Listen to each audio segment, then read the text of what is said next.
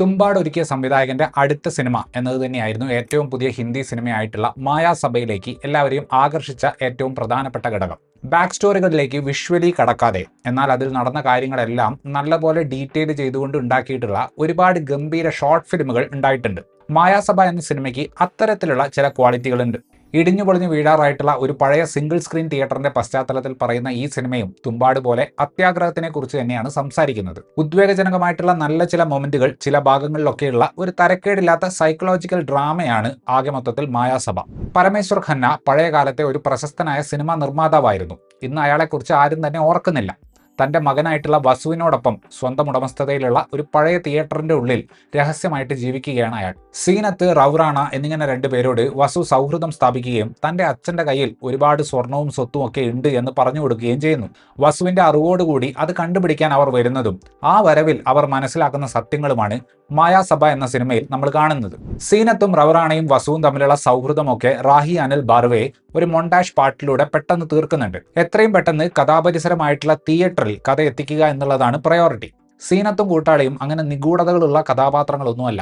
പ്രേക്ഷകരെ പോലെ തന്നെ ഈ അച്ഛനെയും മകനെയും കുറിച്ച് കുറഞ്ഞ ധാരണ മാത്രമുള്ള അവരുടെ പോയിന്റ് ഓഫ് വ്യൂവിലൂടെയാണ് സിനിമ മുന്നോട്ട് പോകുന്നത്. പരമേശ്വർ ഖന്നയുടെ രഹസ്യം സീനത്ത് മനസ്സിലാക്കുന്ന സ്ഥലത്താണ് സിനിമ എക്സൈറ്റിംഗ് ആകുന്നത്. സ്വന്തം ആവശ്യത്തിന് വേണ്ടി പരമേശ്വർ ഖന്നയുടെ വ്യക്തി ജീവിതത്തിലേക്ക് സീനത്ത് കൂടുതൽ കടക്കുമ്പോൾ ആ ഭാഗങ്ങൾ ഖന്ന എന്ന കഥാപാത്രം എന്തുകൊണ്ടാണ് ഇതുപോലെ ഒരു ഭ്രാന്തൻ സ്വഭാവമുള്ള വ്യക്തി ആയത് എന്നതിന് ഒരു എക്സ്പ്ലനേഷൻ തരുന്നുണ്ട്. സിനിമാറ്റിക്കലി നോക്കുകയാണെങ്കിൽ ഈ പടത്തിലെ ഏറ്റവും മികച്ച മൊമെന്റുകൾ അതാണ്. കാര്യങ്ങൾ കൂടുതൽ അറിയാൻ നമുക്കൊരു താല്പര്യവും ആ ഭാഗത്തുണ്ടാകുന്നുണ്ട്. മിസ്റ്ററിയുടെ 2 ലെയറാണ് ഈ പടത്തിൽ സ്ക്രീൻ പ്ലേ ഉപയോഗിക്കുന്നത്.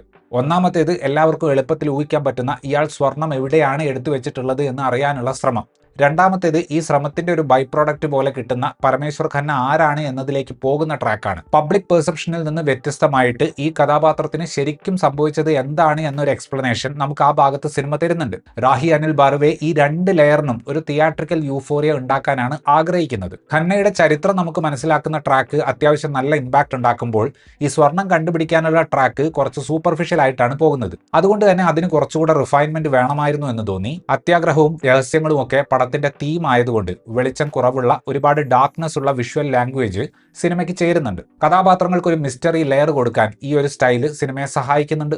പരമേശ്വർ ഖന്നയായിട്ട് അഭിനയിച്ചിട്ടുള്ളത് ജാവേദ് ജാഫ്രിയാണ്. ഉള്ളിൽ ഒരുപാട് രഹസ്യങ്ങളുള്ള അൺസ്റ്റേബിൾ ആയിട്ടുള്ള ആ ക്യാരക്ടർ പല സ്ഥലത്തും അബ്യൂസീവ് ആണ്. ആളുകളുടെ സ്വഭാവത്തെ അയാൾ നല്ലപോലെ റീഡ് ചെയ്യുന്നുണ്ട്. അതേസമയം ഒരു ഘട്ടത്തിന് ശേഷം അയാൾ അങ്ങേയറ്റം വൾണറബിളും ആകുന്നുണ്ട്. ഈ ഒരു സ്വഭാവ വൈരുദ്ധ്യങ്ങൾ വിശ്വസനീയമായ രീതിയിൽ സ്ക്രീനിൽ അവതരിപ്പിക്കാൻ ജാവേദ് ജാഫ്രിക്ക് സാധിക്കുന്നുണ്ട്. തുമ്പാടിൽ പാണ്ഡുറാങ് എന്ന കഥാപാത്രമായിട്ട് വന്ന മുഹമ്മദ് സമദാണ് ഈ സിനിമയിൽ വസു എന്ന കഥാപാത്രത്തെ അവതരിപ്പിച്ചിട്ടുള്ളത്. വസുവിന്റെ ഓവർ എന്തൂസിയാസവും നിഷ്കളങ്കതയും മികച്ച രീതിയിൽ തന്നെ സമദ് സ്ക്രീനിൽ കാണിക്കുന്നുണ്ട്. ഈ ഡ്രാമയിലെ ഒരുപക്ഷെ ഏറ്റവും ഇമ്പോർട്ടന്റ് ആയിട്ടുള്ള ക്യാരക്ടർ ലഭിച്ചിട്ടുള്ളത് വീണ ജംകാറിനാണ്. പല ഡെവലപ്മെന്റുകൾക്കും കാരണം പുള്ളിക്കാരി അവതരിപ്പിക്കുന്ന സീനത്ത് എന്ന കഥാപാത്രത്തിന്റെ തീരുമാനങ്ങളാണ്. ആ ക്യാരക്ടറിന്റെ അതിസാമർത്ഥ്യം കൺവിക്ഷനോടെ പ്രസന്റ് ചെയ്യാൻ അവർക്ക് സാധിക്കുന്നുണ്ട്. ദീപക് ഡാംലെ അവതരിപ്പിക്കുന്ന റവറാണ ഇന്റൻസ് ആയിട്ടുള്ള ഈ ഡ്രാമയിൽ ഹ്യൂമറിന്റെ ഒരു സോഴ്സ് ആണ്.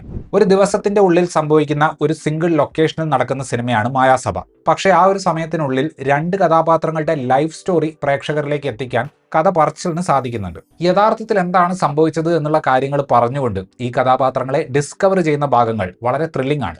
സ്വർണത്തിന് വേണ്ടി വന്ന മറ്റ് 2 കഥാപാത്രങ്ങളെ ചുറ്റിപ്പറ്റിയിട്ടുള്ള ട്രാക്കിനും സമാനമായൊരു ഉദ്വേഗം സൃഷ്ടിക്കാൻ എഴുത്തിന് പറ്റിയിരുന്നെങ്കിൽ ഒരുപക്ഷെ സിനിമ കഴിഞ്ഞാലും കഥാപാത്രങ്ങളെക്കുറിച്ച് ചിന്തിക്കുന്ന ആ ഒരു സിനിമാറ്റിക് ഹാങ് ഓവർ ഈ പടത്തിന് സൃഷ്ടിക്കാൻ പറ്റുമായിരുന്നു. ഇത്രയുമായിരുന്നു ഈ സിനിമയെക്കുറിച്ചിട്ടുള്ള എൻ്റെ റിവ്യൂ. വീഡിയോ ഇഷ്ടപ്പെട്ടാൽ ലൈക്ക് ചെയ്യുമെന്നും കൂടുതൽ വീഡിയോകൾക്ക് വേണ്ടി ചാനൽ സബ്സ്ക്രൈബ് ചെയ്യുമെന്നും പ്രതീക്ഷിക്കുന്നു. താങ്ക്